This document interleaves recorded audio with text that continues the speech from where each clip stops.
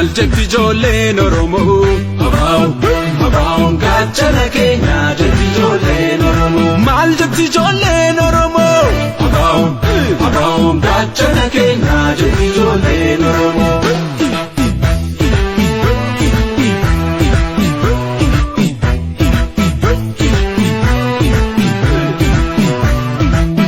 Bilisummaa saba isaaniif warra arjoome lubbuu. Abaa'oon gaachana keenya warra harkaa isaaniitiin ni halaalatti jibbu.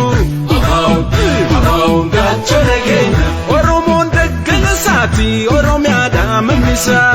Abaa'oon gaachana keenya Abbaan biyyaa dhufe maarree alaabaa isaa fannisaa.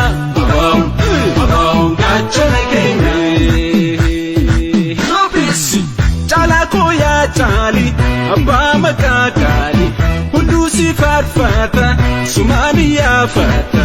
Biyyi kan keeti eenyu baashetu si gaafata. Biyyi kan keeti eenyu baashetu si gaafata. Shira diinaa fi jadiimaan nu yoomsi jedheena. Shira diinaa fi jadiimaan nu yoomsi jedheena. Oromiyaa jaallatanii akkamiin nu boojifanii.